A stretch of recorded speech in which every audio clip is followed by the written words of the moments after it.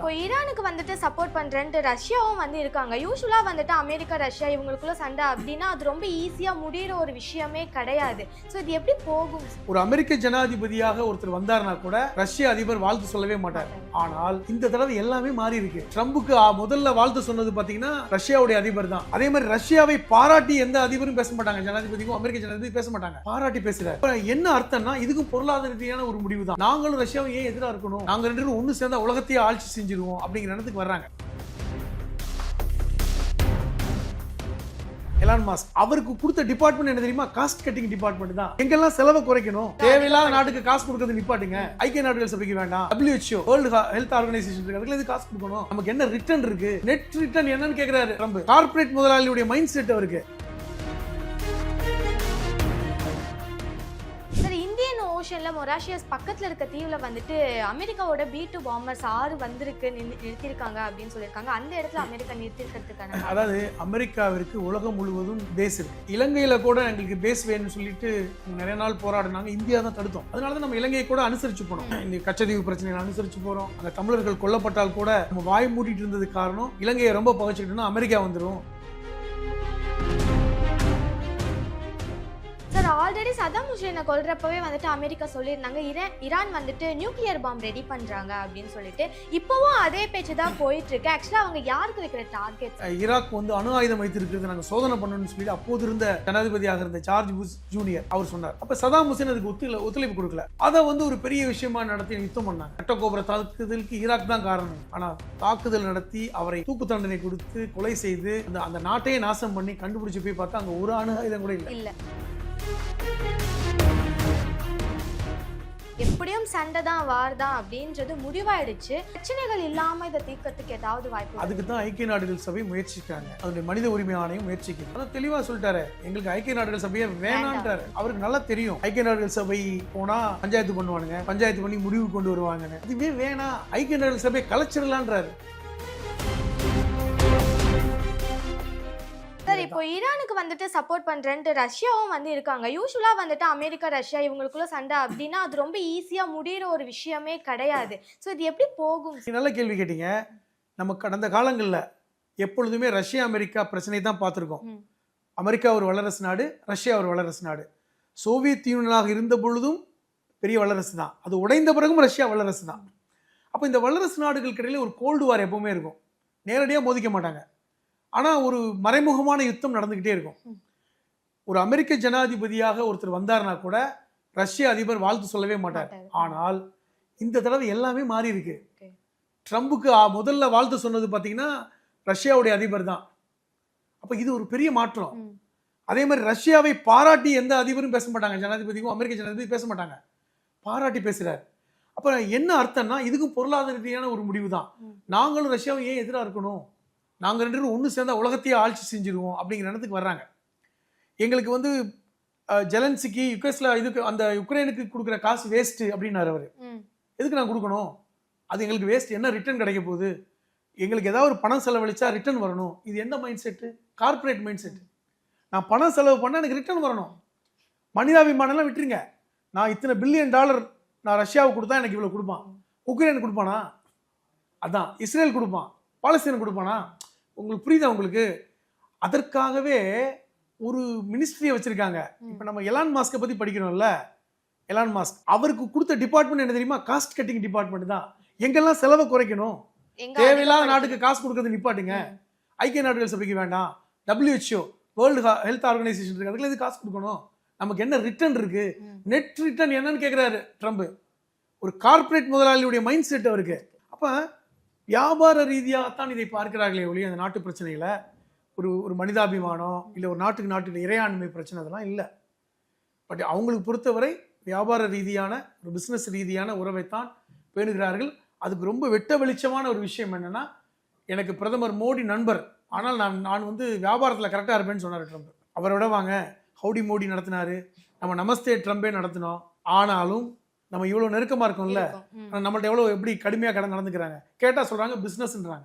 நாங்கள் நட்பு தான், எங்களுக்கு நட்பு தான் இந்தியா, எங்களுக்கு என்னோட நண்பர் தான். ஆனால் வியாபாரம் தான். இந்த மார்வாடி சொல்லுவாங்கல்ல, வியாபாரம் வேற நட்பு வேறேன்னு. இப்போ அந்த மைண்ட் செட்டுக்கு இன்னைக்கு உலகம் போயிடுச்சு. அதுதான் பிரச்சனை. அதனால தான் வந்து இந்த என்ன நடந்தாலும் நம்ம எதுவும் சொல்ல முடியறதில்ல. வியாபார பார்வைகளை பார்க்கறதுனால இன்னைக்கு குளோபல் பாலிடிக்ஸ் என்பது பொலிட்டிக்கலி கனெக்டட் வித் அந்த எக்கனாமிக்கல் கனெக்ஷன் அப்படிங்கிற மாதிரி இன்னைக்கு போயிடுச்சு. அதனால ஏற்படக்கூடிய சிக்கல்களை தான் இன்னைக்கு உலகம் சந்தித்துக்கிட்டு இருக்கு. சார், இந்தியன் ஓஷன்ல மொராஷியஸ் பக்கத்துல இருக்க தீவுல வந்துட்டு அமெரிக்காவோட B2 பாம்பர்ஸ் 6 வந்திருக்கு, நிறுத்திருக்காங்க அப்படின்னு சொல்லியிருக்காங்க. அந்த இடத்துல அமெரிக்கா நிறுத்திருக்கிறதுக்கான அதாவது அமெரிக்காவிற்கு உலகம் முழுவதும் பேஸ் இருக்கு. சமீபத்தில் கூட இந்த பங்களாதேஷ்ல ஒரு இஷ்யூ வந்துச்சு, எனக்கு ஒரு தீவை கொடுத்துருங்கன்னு சொல்லிட்டு. இலங்கையில கூட எங்களுக்கு பேஸ் வேணும்னு சொல்லிட்டு அவங்க நிறைய நாள் போராடினாங்க. இந்தியா தான் தடுத்தோம். திருகோணமலையில கூட அமெரிக்காவுக்கான பேஸ் உருவாகும் அப்படின்னு வந்தாங்க. அதனால தான் நம்ம இலங்கையை கூட அனுசரிச்சு போனோம். இந்த கச்சதீவு பிரச்சனைகளை அனுசரிச்சு போகிறோம், தமிழர்கள் பிரச்சனைகளை வந்து அனுசரிச்சு போகிறோம். அங்கே தமிழர்கள் கொல்லப்பட்டால் கூட நம்ம வாய் மூடிட்டு இருந்தது காரணம் இலங்கை வந்து இலங்கையை ரொம்ப பகைச்சிக்கிட்டோம்னா அமெரிக்கா வந்துடும், அமெரிக்காவோட பேஸை கொடுத்துருவாங்க அப்படின்னா, இல்லை சைனாவோட பேஸ் வந்துடும், அந்த தான். அப்போ உலகம் முழுவதும் எல்லா நாடுகளுக்கும் அந்த பேஸ் இருக்குது. அதில் குறிப்பாக பார்த்தீங்கன்னா இன்னைக்கு அமெரிக்காவுடைய அந்த பேஸ் வந்து உலகம் முழுவதும் அங்கங்கே வச்சுருக்காங்க. அதில் தான் மொரிஷியஸும் ஒன்று. இது என்ன கணக்குனா, அமெரிக்கா வந்து தொலைதூரத்தில் நடிப்பதை விட அங்கங்கே பேஸ் வச்சுட்டாங்கன்னா ஈஸியாக வந்து அச்சுறுத்தல் முடியும். இப்போ உங்கள் வீட்டுக்கு பக்கத்துலேயே நான் 10 பேரை நிப்பாட்டி வச்சிருக்கேன்னு வைங்க, நான் ஒரு 10 கிலோமீட்டர் தூரத்தில் இருக்கேன், நீங்கள் எனக்கு பார்த்து பயப்பட மாட்டீங்க. ஆனால் உங்கள் வீட்டுக்கு பக்கத்தில் அங்கே ஒரு 10 பேர் கத்தியோடு நிற்கிறான் துப்பாக்கியோட, உங்கள் வீட்டுக்கு பின்னாடி ஒரு 10 பேர் நின்றானா நீங்கள் நிம்மதியாக இருப்பீங்களா? அதை தான் செய்கிறாங்க அமெரிக்கா. அப்போ அதை செய்கிறதுனால என்ன ஒரு விஷயத்த சொல்கிறாங்கன்னா, உலகம் முழுவதும் எங்களுடைய கண்ட்ரோல்ல இருக்கு. ட்ரம்ப் அதானே சொல்றாரு, நான் வந்து இப்படிலாம் காசு கொடுத்து தான் ஆகணும் தேவையில்லை, நாங்க பெரிய பணக்காரனா போயிட்டே இருக்கோம், எங்களை பார்த்து உலகம் பயப்படட்டும், எங்களுக்கு யாரெல்லாம் தேவைங்கிறத நாங்க முடிவு பண்றோம், ஏன் ரஷ்யாவை பாய்ச்சிக்கணும், ஒன்று சேரட்டும். சில நாடுகள் அடம் பிடிக்கிறாங்க, சீனா மாதிரி நாடுகள் அடம் பிடிக்கிறாங்க. ஏன்னா சீனா வந்து ஏன் அடம் பிடிக்குதுன்னா, அமெரிக்காவுடைய வளர்ச்சி என்பது சீனாவுடைய அழிவு தான். ஏன்னா 2 பேருமே அந்த காம்படேட்டர்ஸ், அந்த பியர் ப்ரெஷர் இருக்கும். அதனால அவங்க இது பண்ணுறாங்க. அப்போ நாங்கள் இப்படி தான் இருப்போங்கிற இடத்துக்கு போயிருக்காங்க. அது மாதிரி மொரிஷியஸ் போன்ற இடங்களில் பேஸ் வைக்கிறாங்க. பங்களாதேஷில் ஒரு தீவையை இப்போ உள்ள அரசு, ஏன்னா சீனா வந்து அது கொடுக்காதனால தான் அது பெரிய கிளர்ச்சி ஏற்பட்டதெல்லாம் நம்ம படித்தோம். அப்போ உலகம் முழுவதும் அதற்கான பேஸை உருவாக்குவோம். மீண்டும் நாங்கள் வந்து இலங்கையில் கூட, ஏன்னா இலங்கை கொடுக்காதனால தான் மொரிஷியஸ் போயிருக்கான். ரொம்ப நாளாக வந்து இலங்கையை ட்ரை பண்ணிகிட்டே இருந்தாங்க. மொரிஷியஸ் ரொம்ப தூரம் இல்லை நமக்கு, இலங்கையிலேருந்து பக்கம் தான். அப்போ இந்த மொரிஷியஸில் வந்து வந்துன்னா தெற்கு ஆசியாவில் எங்கள் பலத்தை வச்சிருக்கோம், இது நமக்கு அச்சுறுத்தல் தான். அதான் சொல்ல வரேன், அதைத்தான் சொல்ல வரேன், இது நமக்கு அச்சுறுத்தல் தான்.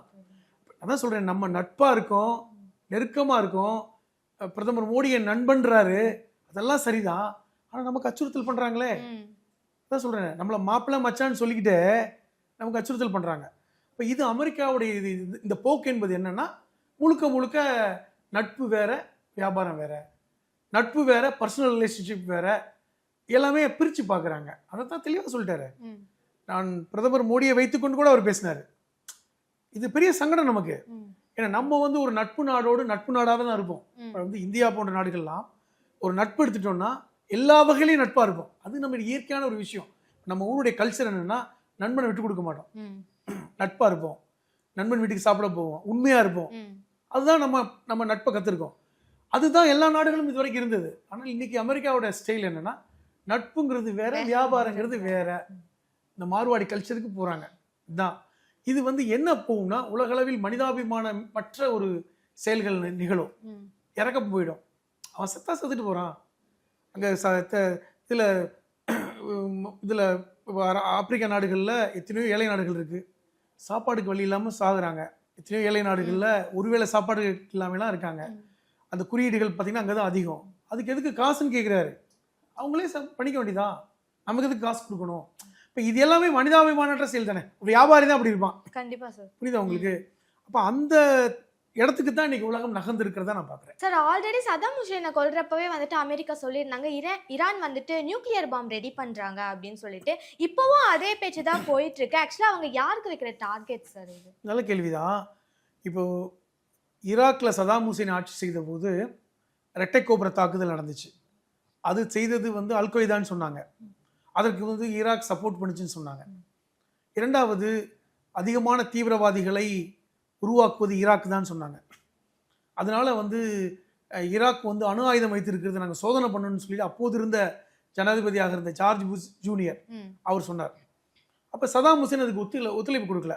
அது வந்து ஏன் ஒத்துழைப்பு கொடுக்கலன்னா இல்லைன்னு சொன்னார். இல்லை நம்ப மாட்டோம்னு அமெரிக்கா சொன்னது. இப்போ நம்மளே நம்ம வீட்டில் உங்கள் வீட்டில் நீங்கள் துப்பாக்கி வச்சிருக்கீங்கன்னு பக்கத்து வீட்டுக்காரர் சொல்கிறேன்னு வைங்களேன், நாங்கள் இல்லைன்னு சொல்லுவோம். இல்லை நான் உங்கள் வீட்டை சோதனை பண்ணுவேன்னா நம்ம ஒத்துக்குவோமா? இல்லை நம்மள்ட்ட. ம். அது நம்ம என்ன நினைப்போம், ஏன்னா ஈகோ நம்ம பார்ப்போம், நம்ம வந்து யோசிப்போம்ல, நீ யாரா எங்கள் வீட்டில் வந்து செக் பண்ணுறதுக்கு. எக்ஸாக்ட்லி. அதைத்தான் அவர் செஞ்சார். அதை வந்து ஒரு பெரிய விஷயமா நடத்தி யுத்தம் பண்ணாங்க. ரெட்டகோபுர தாக்குதலுக்கு ஈராக் தான் காரணம். ஆனால் தாக்குதல் நடத்தி அவரை தூக்கு தண்டனை கொடுத்து கொலை செய்து அந்த அந்த நாட்டையே நாசம் பண்ணி கண்டுபிடிச்சி போய் பார்த்தா அங்கே ஒரு அணு ஆயுதம் கூட இல்லை. சரியா? சாலிடா இல்லை. அப்போ இது வந்து எவ்வளோ பெரிய மோசமான ஒரு செயல். இது உலகத்துக்கு அமெரிக்கா ஒரு வருத்தத்தை கூட தெரிவிக்கல. இல்லைன்னு சொல்லிட்டாங்க, அவ்வளோதான்.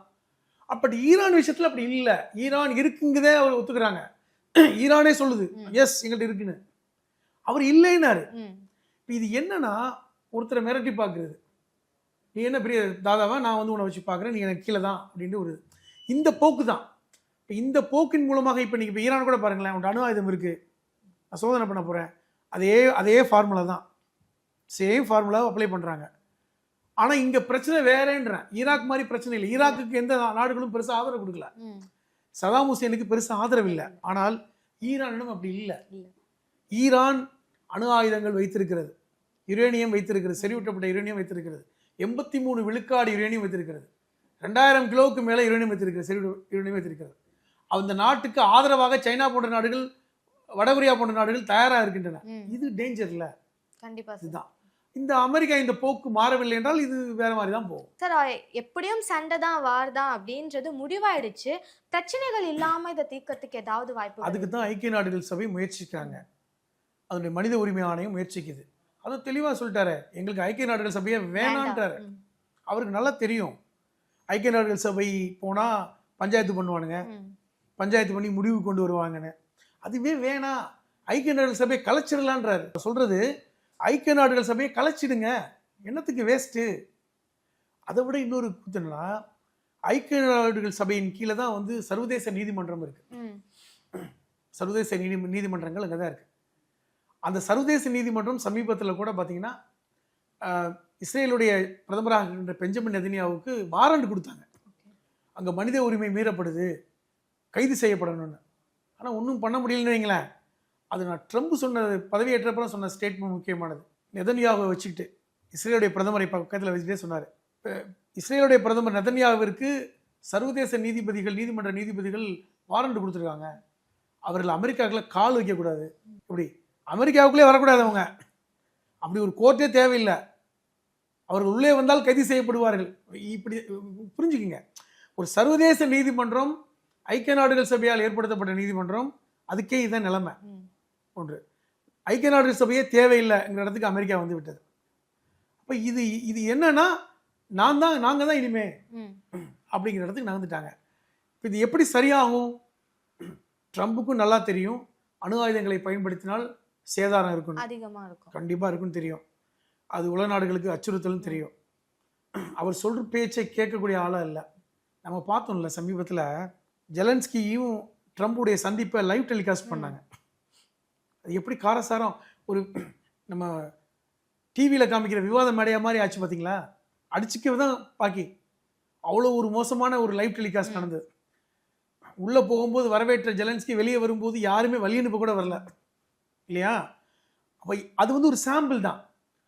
உலகமே உற்று பார்க்கின்ற ஒரு நிகழ்ச்சி, 2 தலைவர்கள் பேசுகின்ற பேச்சை உலக நாடுகள் பார்க்குறாங்க. அதுவே எவ்வளவு மோசமாக அந்த கான்வர்சேஷன் இருந்தது. அப்போ டெலிகாஸ்ட் பண்ணாமல் கேமராவுக்கு பின்னாடி இருந்து பேசினா எப்படிப்பட்ட டென்ஷனாக இருக்கும், எப்படிப்பட்ட ஒரு பேச்சு இருக்கும். கண்டிப்பா. அப்போ இதை விட 100 மடங்கு மோசமாக இருக்கும், அதிகமாக இருக்கும். அப்போ இது என்ன அப்படின்னு நம்ம புரிஞ்சுக்க முடியுதுன்னா, இது கிட்டத்தட்ட உலக தலைவர்களாக இருக்கின்ற இப்போ இருக்கின்ற தலைவர், குறிப்பாக ட்ரம்ப் போன்றவர்கள்லாம் அந்த இடத்துக்கு தாண்டி போயிட்டாங்க. முன்னாடிலாம் தலைவர்கள் பேசினாங்கன்னா பார்த்து பேசுவாங்க, அது பேச்சு வார்த்தைகள் கூட ரொம்ப கனிவாக இருக்கும், கவனித்து பேசுவாங்க. இப்போ அப்படி இல்லையே, தடாலடியாக பேசுகிறாங்க, லோக்கல் பாலிடிக்ஸ் மாதிரி பேசுகிறாங்கல்ல. என்ன அர்த்தம்னா அதுதான், எவனை பற்றி எங்களுக்கு கவலை இல்லை, நாங்கள் இப்படி தான் இருப்போம் தான். அந்த இடத்துக்கு நகர்ந்துருக்கோம். சார் ஆல்ரெடி வந்துட்டு இந்த வார் ஈகோ கிளாஷ் அப்படின்னு சொல்லிட்டு எக்கச்சக்கமான மக்கள் வந்துட்டு உயிர் வந்துட்டு போயிருக்கு. இந்த பிரச்சனையில எத்தனை பேரோட உயிர் போக போகுது, எந்த மாதிரியான பாதிப்புகள் வரப்போகுது அப்படின்றது தெரியல. சுமூகமா முடியணும் அப்படின்றத எல்லாரோட குறிக்கோளா இருக்கு. ஆக்சுவலி இதை பத்தி எத்தனை பேருக்கு தெரியும் அப்படின்றதே ஃபர்ஸ்ட் ஆஃப் ஆல் தெரியல. இந்த காணொலி வெளியே போகிறப்போ இப்படி ஒரு விஷயம் நடக்குது, இதனால இவ்வளவு பாதிப்பு வரும் அப்படின்றது பலருக்கும் தெரியும் அப்படின்னு நினைக்கிறேன். ரொம்ப நன்றி.